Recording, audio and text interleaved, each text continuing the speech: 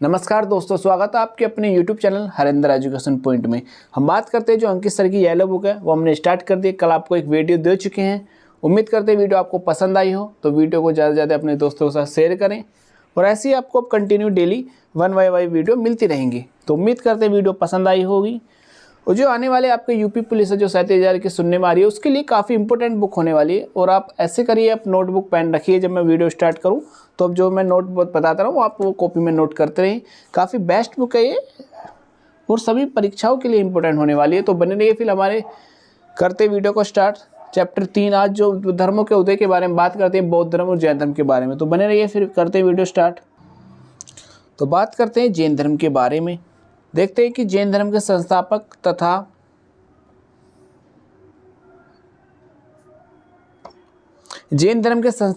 प्रथम तीर्थंकर कौन थे? ऋषभदेव। तो याद रखना, पहली बात तो यही कि जैन धर्म के संस्थापक कौन थे, तो ये आपके ऋषभदेव। इन्हें आदिनाथ भी कहते हैं। क्या कहते हैं इन्हें? आदिनाथ। आप याद रख सकते हैं कि ऋषभदेव को उपनाम क्या था, तो आदिनाथ। आगे देखते हैं, क्वेश्चन यही बनेगा सबसे पहले आपके एग्जाम में कि जैन धर्म के संस्थापक कौन थे, तो याद रखना आप ऋषभदेव और उपनाम क्या है इनका? आदिनाथ। आगे देखते हैं कि जैन धर्म के 23वें तीर्थंकर कौन थे? पार्श्वनाथ। ये भी कई बार एग्जाम में बना है कि जैन धर्म के 23वें तीर्थंकर कौन थे, तो पार्श्वनाथ, जो काशी के राजा अश्वसेन के पुत्र थे। याद रहेगा। आगे देखते हैं, महावीर जैन धर्म के 24वें तथा अंतिम तीर्थंकर थे। महावीर स्वामी का जन्म 540 ईसा पूर्व कुंडग्राम वैशाली में हुआ। क्वेश्चन बना है ये भी कि महावीर का जन्म कहाँ हुआ, तो ये आपका हुआ था वैशाली कुंडग्राम में। मैं आपको बता दूं, जो बौद्ध संगति थी 4, वो आगे चल के हम जिक्र करेंगे। तो जो बौद्ध संगति हुई थी, कौन सी बौद्ध संगति वैशाली में हुई? आप कमेंट बॉक्स में जरूर बताएं कि कौन सी बौद्ध संगति वैशाली में हुई। ठीक है, आगे बात करते हैं। तो याद रखना, 2 इंपॉर्टेंट क्वेश्चन हो गए। मैं फिर कह रहा हूँ, आप नोटबुक अपने पास रखे, पेंसिल और नोट करते रहे, जो मोस्ट इंपॉर्टेंट है। जैसे जैन धर्म के संस्थापक ये आपके ऋषभदेव। उपनाम किसे? उपनाम से भी इन्हें जानते हैं, जिनका उपनाम इनका आदिनाथ है। बात करें 23वें, कई बार एग्जाम में पूछा है कि 23वें कौन थे? पार्श्वनाथ थे। और महावीर स्वामी जैन धर्म के 24वें तथा अंतिम तीर्थंकर थे। ठीक है, बाकी इनकी बात करें, इनका जन्म 540 ईसा पूर्व में हुआ, वैशाली कुंडग्राम। आगे देखते हैं, इनके पिता का नाम क्या था? इनके पिता का नाम सिद्धार्थ था। याद रखना, ये भी इनके पिता का नाम सिद्धार्थ था, जो कृतज्ञ कुल के सरदार थे। इनकी माता का नाम त्रिशला था, जो लिच्छवी राजा चेतक की बहन थी। याद रखना, इनके पिता का नाम सिद्धार्थ। आगे बात करेंगे, जो सिद्धार्थ है ना, ये महावीर के बचपन का नाम, मतलब जो गौतम बुद्ध है ना, उनके बचपन का नाम था सिद्धार्थ। आगे हम बात कर लेंगे, जब आगे पढ़ेंगे बौद्ध धर्म। तो जो गौतम बुद्ध है, उनके बचपन का नाम सिद्धार्थ है। ये याद रखना, ये इनके पिता का नाम सिद्धार्थ है और गौतम बुद्ध के बचपन का नाम। ये ध्यान से पढ़ते चलना। आगे देखते हैं कि महावीर स्वामी की पत्नी का नाम यशोदा था। देखो यहाँ पे मैं आपको फिर बता दूं, महावीर स्वामी की पत्नी का नाम यशोदा था और गौतम बुद्ध की पत्नी का नाम यशोधरा था। थोड़ी सी इनमें ध्यान से देखना। आगे देखते हैं, महावीर स्वामी के बचपन का नाम क्या था? वर्धमान। ठीक है, आगे देखते हैं नेक्स्ट। आगे है कि महावीर स्वामी ने 30 वर्ष की आयु में माता पिता की मृत्यु के पश्चात अपने बड़े भाई नंदीवर्धन से अनुमति लेकर सन्यासी जीवन को स्वीकारा था। आगे है कि 12 वर्ष की कठिन तपस्या के पश्चात यह है जिरम्बिका ग्राम ऋजुपालिका नदी के किनारे साल वृक्ष के नीचे इनको ज्ञान की प्राप्ति हुई और इसी समय इनका नाम महावीर पड़ा। याद रखना, क्वेश्चन बनेगा कि महावीर को किस नदी के ज्ञान प्राप्त हुआ, तो नाम याद रखना ऋजुपालिका नदी। कई बार एग्जाम में बना है कि महावीर को जो ज्ञान प्राप्त हुआ था किस नदी किनारे हुआ था, तो ऋजुपालिका। क्वेश्चन ये भी कि किस पेड़ के नीचे, तो साल वृक्ष के नीचे। ये दोनों इंपॉर्टेंट है, नोट करके लिखना कि कौन सी नदी थी, तो ये आपकी ऋजुपालिका थी। और वृक्ष कौन सा? तो साल वृक्ष। आगे देखते हैं, इन्होंने अपने उपदेश प्राकृतिक अर्धमगधी भाषा में दिए। क्वेश्चन ये भी बना है कि महावीर ने जो उपदेश दिए थे वो किस भाषा में दिए थे? प्राकृतिक भाषा में। याद रखना, इंपॉर्टेंट है ये भी। आगे देखते हैं, आगे है कि महावीर के अनुयायी को निग्रंथ कहा जाता था। याद रखना, ये भी मोस्ट इंपॉर्टेंट है कि महावीर के अनुयायी को क्या कहा जाता था? निग्रंथ। आगे देखते हैं कि महावीर के प्रथम अनुयायी उनके दामाद हुए जामिल। इंपॉर्टेंट क्वेश्चन है ये भी कि महावीर के प्रथम अनुयायी कौन हुए? उनके दामाद जामिल। याद रहेगा। आगे देखते हैं, प्रथम जैन भिक्षु चंपा थी। आगे है कि महावीर ने अपने शिष्यों को 11 गणधरों में विभाजित किया। जैन धर्म का सबसे बड़ा केंद्र चंपा नगरी था। जैन धर्म के 3 रत्न, वेरी इंपॉर्टेंट लगाने ना क्वेश्चन, कई बार एग्जाम में बना है कि जैन धर्म के 3 रत्न कौन से हैं। तो याद रखना आपका सम्यक दर्शन, सम्यक ज्ञान और सम्यक आचरण कौन कौन से हैं? सम्यक दर्शन, सम्यक ज्ञान, सम्यक आचरण। काफ़ी इंपॉर्टेंट है, नोट करके लिखना। कई बार क्वेश्चन बना है कि जैन धर्म के 3 रत्न आपको ऑप्शन दे देगा उनमें से, और आपको लगाना है तो कौन कौन से हैं? सम्यक दर्शन, सम्यक ज्ञान, सम्यक आचरण। याद रखना। आगे है कि जैन धर्म में ईश्वर की मान्यता नहीं है, इसमें आत्मा की मान्यता। क्वेश्चन बना है कि जैन धर्म ईश्वर को मान्यता देता है नहीं, तो आप कहना है कि वो ईश्वर को मान्यता नहीं देता, वो आत्मा को मान्यता देता है। आगे देखते हैं कि महावीर स्वामी पुनर्जन्म और कर्मवाद में विश्वास रखते हैं। जैन धर्म में पूर्ण ज्ञान को केवल्य कहा गया है। याद रखना, जैन धर्म में पूर्ण ज्ञान को कहा केवल्य ज्ञान कहा गया है। जैन धर्म का सबसे महत्वपूर्ण सिद्धांत अहिंसा है। यूपी पैट में बना था, अभी जो हुआ था 2022 में, कि जैन धर्म का सबसे महत्वपूर्ण सिद्धांत क्या है? तो अहिंसा था। आगे देखते हैं कि 72 वर्ष की आयु में महावीर स्वामी की मृत्यु 468 ईसा पूर्व पावापुरी राजगिरी में हो गई। अब इनकी थोड़ा रिवीजन कर लेते हैं। इनका जन्म कौन से सन में हुआ? तो आप बताओ जल्दी। इनका जन्म हुआ था आपका 540 ईस्वी में। कब हुआ था? इनका जन्म हुआ था 540 ईस्वी में, ठीक है, BC में। और मृत्यु कब होगी? 468 ईस्वी में। कई बार क्वेश्चन बना है कि महावीर स्वामी का जन्म कौन से ईस्वी में हुआ? 540 BC में। याद रखना कौन से थे? 24वें थे। पहले की बात करें तो प्रथम कौन थे? ऋषभ देव, जिन्हें आदिनाथ भी कहते हैं। 23वें कौन थे? 23वें आपके परसवनाथ थे, ठीक है। महावीर स्वामी का जन्म मैंने आपको बता दो 540 ईस्वी में ईसा पूर्व। कहाँ पर हुआ था? कुंडग्राम, वैशाली। याद रखना। इनके पिता का नाम क्या था? सिद्धार्थ, ठीक है। आगे इनकी बात करें, इनकी माता का नाम क्या था? इनकी माता का नाम त्रिशला था। इनकी पत्नी का नाम यशोदा था, और इनकी एक पुत्री थी प्रियदर्शिका। याद रखना ये भी आपको, ठीक है। आगे देखते हैं। आगे है कि जैन धर्म तीर्थंकरों की जीवनी कल्पसूत्र नामक पुस्तक में है, जो भद्रबाहु द्वारा लिखी गई है। इंपॉर्टेंट है ये भी कि जैन धर्म तीर्थंकरों की जो जीवनी है कल्पसूत्र नामक पुस्तक में है, जो किसने लिखी थी? भद्रबाहु द्वारा लिखी गई थी। जैन मठों को बसादी कहा जाता है। आगे बात करते हैं कि मौर्योत्तर युग में मथुरा जैन धर्म का प्रसिद्ध केंद्र था। आगे देखते हैं कि खजुराहो मध्य प्रदेश में जैन मंदिर का निर्माण चंदेल शासकों ने कराया। काफ़ी इंपॉर्टेंट क्वेश्चन है, कई बार बना है कि खजुराहो, सबसे पहले तो ये बनेगा खजुराहो मंदिर कहाँ है? तो आपको बताना मध्य प्रदेश में। और ये भी पूछेगा कि किसने निर्माण कराया? तो चंदेल शासकों ने। इंपॉर्टेंट है, काफ़ी में नोट कर लो कि खजुराहो मंदिर कहाँ है? मध्य प्रदेश में। और आपका इसका निर्माण किसने कराया? चंदेल शासकों ने। आगे देखते हैं जैन धर्म को मानने वाले राजा। इसमें 1-2 मोस्ट है, जैसे आपके चंद्रगुप्त मौर्य हो गए।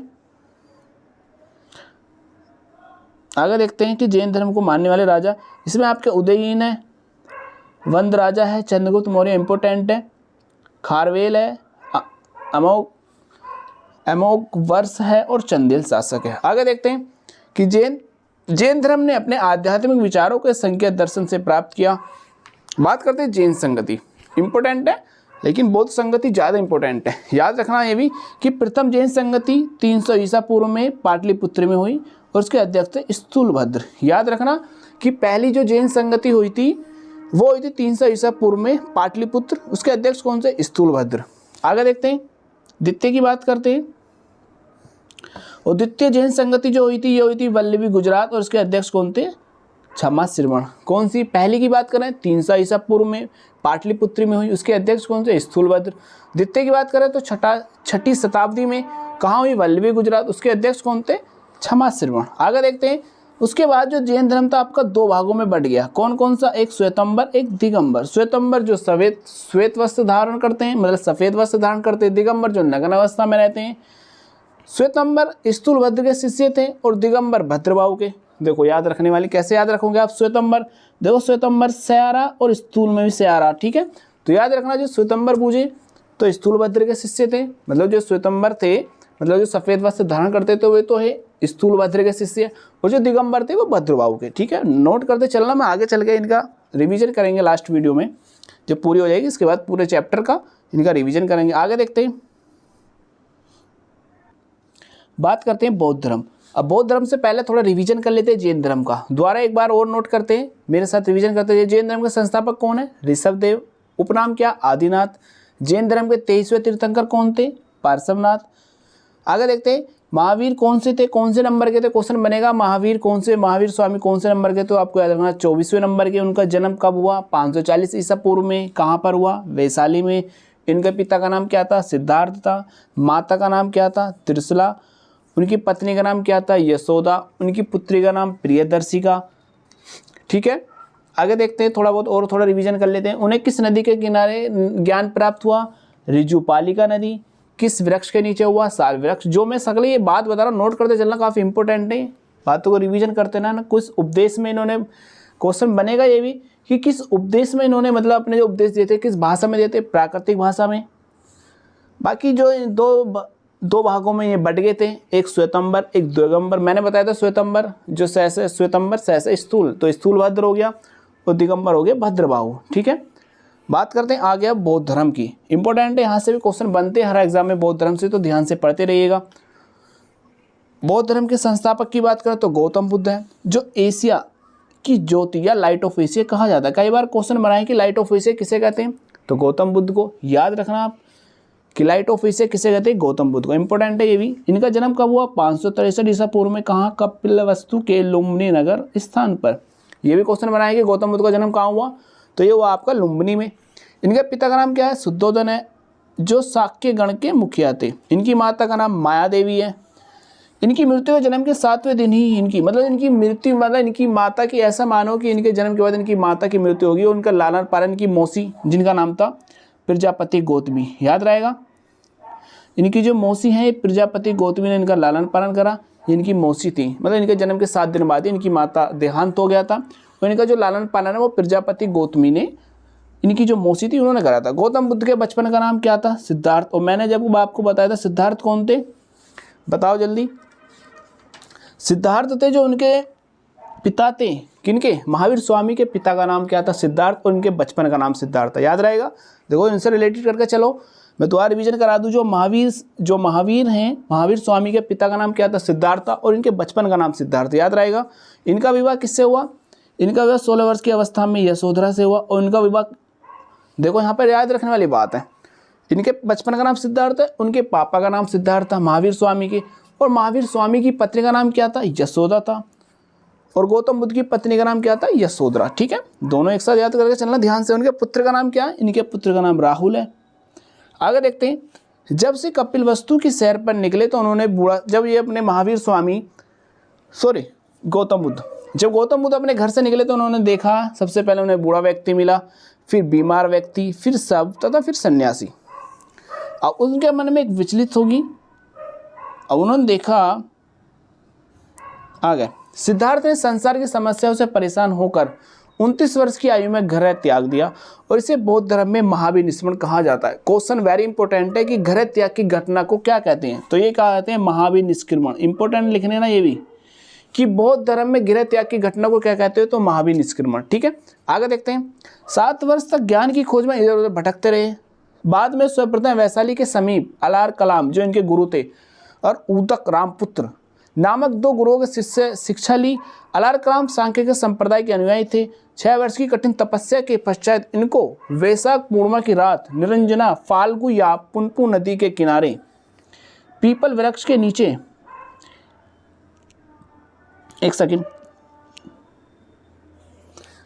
पीपल वृक्ष के नीचे ज्ञान की प्राप्ति हुई। तो क्वेश्चन यहाँ से कई क्वेश्चन बनेंगे यहाँ से, कि जो गौतम बुद्ध को किस नदी के किनारे ज्ञान प्राप्त हुआ, तो फाल्गु नदी या पुनपुन नदी। किस वृक्ष के नीचे, पीपल वृक्ष के नीचे। और हम थोड़ा पीछे चलते हैं, महावीर को किस नदी के किनारे हुआ, ऋजुपालिका। किस नदी के, साल वृक्ष के। ठीक है, दोनों से रिलेटेड करके चलना ध्यान से। और गौतम बुद्ध को निरंजना नदी के किनारे, और कौन से वृक्ष के नीचे, पीपल वृक्ष के नीचे, जिसे बोधि वृक्ष भी कहते हैं, आपने सुना होगा। इन्होंने अपना प्रथम उपदेश सारनाथ में, इंपॉर्टेंट क्वेश्चन है, कई बार क्वेश्चन बना है कि इन्होंने प्रथम उपदेश कहाँ दिया, तो गौतम बुद्ध ने अपना प्रथम उपदेश कहाँ दिया, सारनाथ में। लेकिन क्वेश्चन ये भी बना है कि सबसे अधिक उपदेश कहाँ दिए इन्होंने, तो वो दिए श्रावस्ती में। दोनों अलग अलग क्वेश्चन है, कई बार क्वेश्चन बना है ये कि प्रथम उपदेश कहाँ दिया, सारनाथ में, और सबसे अधिक दिए इन्होंने श्रावस्ती में। आगे देखते हैं, जिसे बौद्ध ग्रंथों में धर्म चक्र परिवर्तन नाम दिया गया है। मतलब जो इन्होंने प्रथम उपदेश दिया था सारनाथ, उसे बौद्ध ग्रंथों में कहा गया धर्म चक्र परिवर्तन के नाम से जाना जाता है। याद रखना कि जो पहला उपदेश दिया था इन्होंने सारनाथ, उसे बौद्ध ग्रंथों में धर्म चक्र परिवर्तन के नाम से जाना जाता है। एग्जाम में बना है ये क्वेश्चन भी कि जो प्रथम उपदेश था सारनाथ, उसे बौद्ध धर्म में क्या कहता है, तो धर्मचक्र परिवर्तन। आगे देखते हैं कि महात्मा बुद्ध ने तपस्या एवं काल्पनिक नामक 2 शूद्रों व बौद्ध धर्म का सर्वप्रथम अनुयायी बनाया। आगे देखते हैं, आगे है कि बौद्ध धर्म ने सर्वप्रथम उपदेश श्रावस्ती में दिया। मैंने बताया था कि जो गौतम बुद्ध ने सर्वाधिक उपदेश कहाँ दिए थे, श्रावस्ती में। याद रखना, पहला कहाँ दिया था, सारनाथ में, सबसे अधिक दिए थे श्रावस्ती में। कई बार बना है ये क्वेश्चन। बौद्ध धर्म का सबसे ज्यादा प्रचार कौशल राजा में हुआ। आगे देखते हैं, बौद्ध धर्म के 5 प्रिय शिष्य अनिरुद्ध, आनंद, उपाली, सारिपुत्र और मोदक गल्यान थे।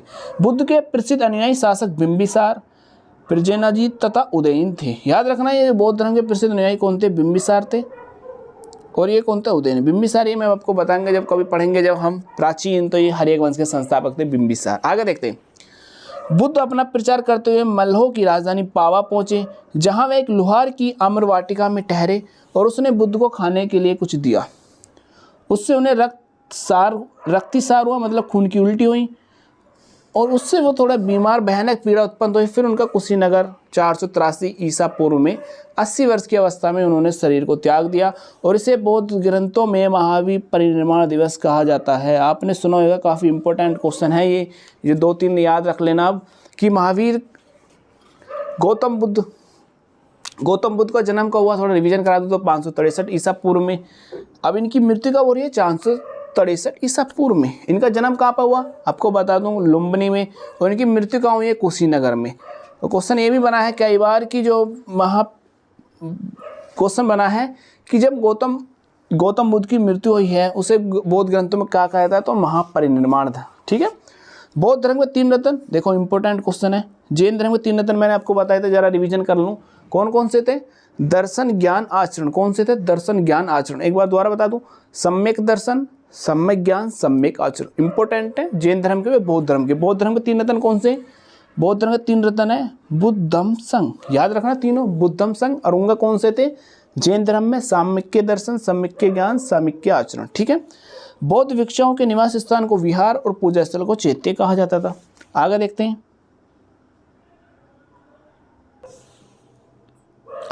कि चतुर्थ बौद्ध संगति के बाद बौद्ध धर्म 2 भागों में बढ़ गया, हीनयान और महायान में बढ़ गया। ये भी जैसे जैन वो बढ़ गया था दिगंबर और श्वेतंबर में, ऐसी ये चौथी बौद्ध संगति में हीनयान और महायान में बढ़ गया।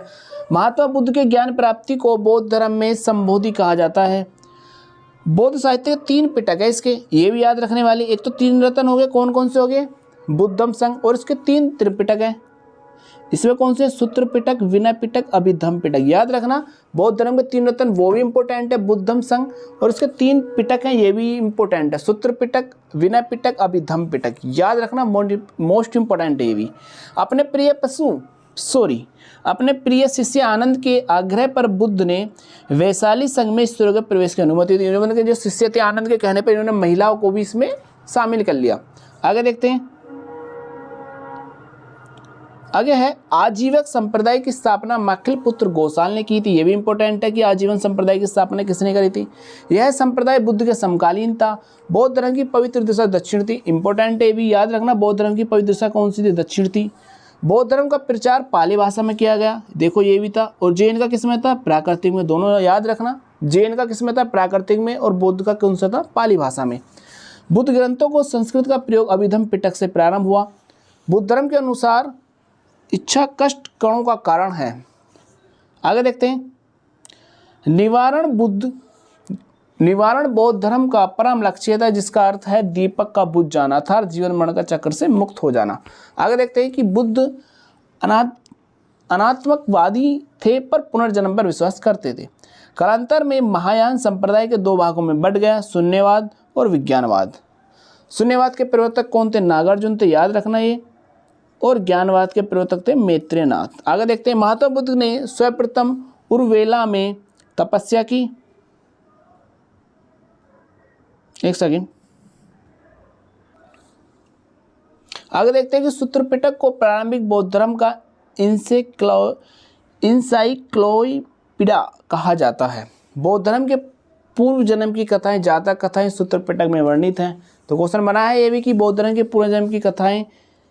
ठीक है। आगे देखते हैं कि तिब्बत में बौद्ध धर्म का प्रचार करने वाले बौद्ध भिक्षु पद्म संभव थे।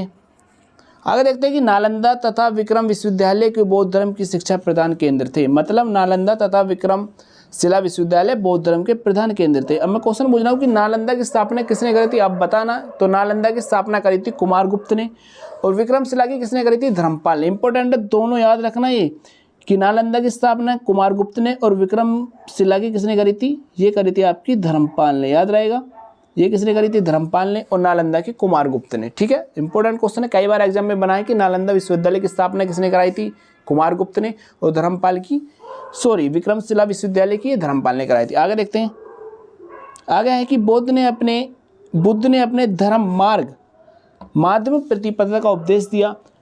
बुद्ध पावा से कुशीनगर चले गए और यहीं पर सुमुक्ष को अपना अंतिम उपदेश दिया। आगे देखते हैं, अशोक, मिनांडार, कनिष्क, हर्षवर्धन ने बौद्ध धर्म के प्रसार में विशेष योगदान दिया। अशोक ने तो अपने जो लड़की थी एक लड़का संघमित्रा और महेंद्रा को श्रीलंका भेजा बौद्ध धर्म के प्रचार के लिए। आगे देखते हैं, बिहार व बंगाल के पाल शासकों ने बौद्ध धर्म के प्रचार में अद्वितीय योगदान दिया था। बुद्ध के पंचशील सिद्धांत का वर्णन छनोद्योग्य उपनिषद में मिलता है। इंपॉर्टेंट है ये भी, किसमें मिलता है, बुद्ध के जो पंचशील समझौते का छनोद्योग्य उपनिषद। आगे देखते हैं, ये जो आगे है बौद्ध संगति, 4 बौद्ध संगति वेरी इंपॉर्टेंट है, याद रखने ना, इसका स्क्रीनशॉट ले लेना और ये याद करते रहना। 4 बौद्ध संगति हुई थी, प्रथम, द्वितीय, तृतीय, चतुर्थीय। पहली जो हुई थी आपको सबसे पहले इनके समय, स्थान, अध्यक्ष और शासनकाल सगले इंपॉर्टेंट है, सारे रट डालो। स्थान कहाँ है, पहली राजगृह, दूसरी वैशाली, तीसरी पाटलिपुत्र और चौथी कुंडलवन कश्मीर में। कहाँ पे, राजगृह, वैशाली, पाटलिपुत्र, कुंडलवन। बात समय की बात करें, पहली जो हुई थी वो 483 ईसा पूर्व में हुई, दूसरी 383 ईसा पूर्व में, दूसरी की बात करें 255 ईसा पूर्व में, और फर्स्ट जो हुई थी प्रथम शताब्दी में, जो चतुर्थी। पहली हुई 483 में, दूसरी हुई 383 में, तीसरी हुई 255 ईसा पूर्व में, और चतुर्थी हुई प्रथम शताब्दी में।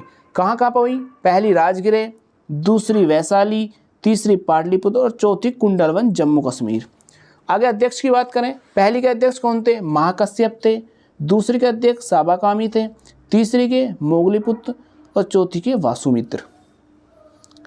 आगे देखते हैं, इनके जो शासनकाल किस शासनकाल में हुई, पहली जो हुई थी वो अजातशत्रु के शासनकाल में, दूसरी कालाशोक, तीसरी अशोक और चौथी कनिष्क। इंपॉर्टेंट है, ये पूरी इसकी स्क्रीनशॉट आप ले लो, ये याद कर लो, कई बार यहाँ से क्वेश्चन बने हैं कि पहली बौद्ध संगति कहाँ हुई, तो पहली बौद्ध संगति राजगृह में, दूसरी वैशाली, तीसरी कहाँ पर हुई, पाटलिपुत्र, और इनके शासनकाल में किसके शासनकाल में हुई, ये याद रख लो। यदि ये भी सन भी याद न रखे तो कोई नहीं, लेकिन आपको स्थान और किसका शासनकाल था ये इंपॉर्टेंट है, याद रखना कि पहली बौद्ध संगति किसके शासनकाल में, अजातशत्रु, दूसरी कालाशोक, तीसरी अशोक और चौथी कनिष्क।